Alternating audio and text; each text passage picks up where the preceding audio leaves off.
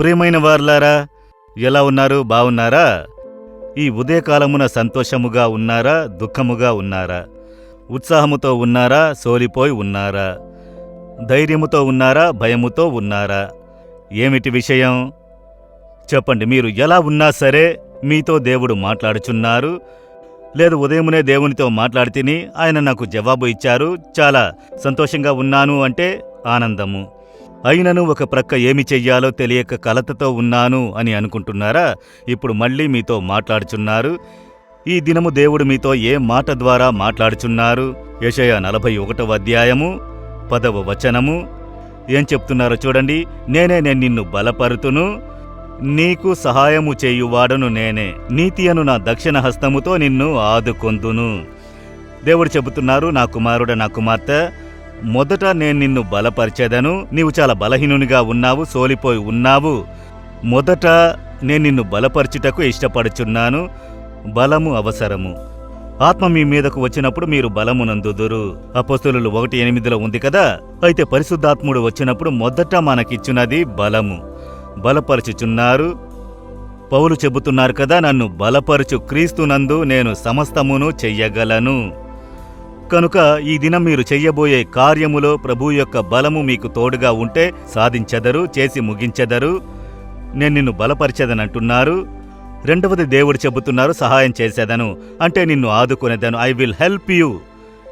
నీకు తోడుగా ఉండి నీకు సహాయం చేసేదను.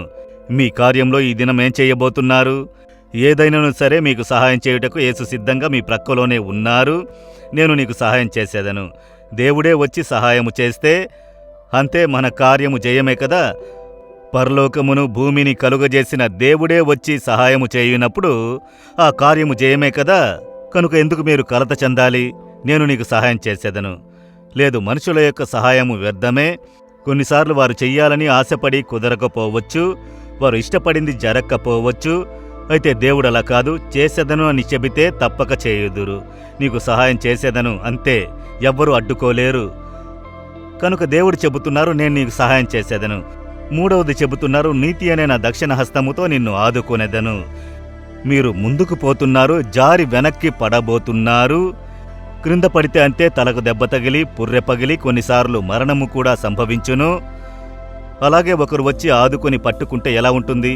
కుడి చేత్తో ఆదుకుని పట్టుకుంటే అయ్యో నాకు ఎంతో దెబ్బ తగిలి ఉండేది, పడ్డ పడకలో ఉండేవాడిని, మరణం కూడా సంభవించేది. అయితే వారు ఆదుకుని పట్టుకున్నారు. అదే దేవుని కరము. నేను నిన్ను ఆదుకొనేదను, నువ్వెందుకు భయపడుచున్నావు? కనుక దేవుడు చెబుతున్నారు, నా కుమారుడ, నా కుమార్తె, నేను నిన్ను బలపరిచేదను, నీకు సహాయము చేసేదను, ఆదుకొనేదను, నడిపించేదను. అందువలన ఈ దినము మీరు చెయ్యబోయే కార్యములో దేవుడు మీకు తోడై ఉండి ఆదుకుని నడిపించుచున్నందున కార్యము జయమగును. అంతే, విశ్వాసముతో స్తోత్రించుడి. విశ్వసించెదరా? ఈ వాగ్దానం మీదని నమ్ముచున్నారా? కనుక మీరు సొంతం చేసుకొనుడి. దేవా, మీరు నన్ను బలపరచుచున్నారు, మీకు స్తోత్రములు. నాకు సహాయం చేయుచున్నారు, మీకు స్తోత్రములు.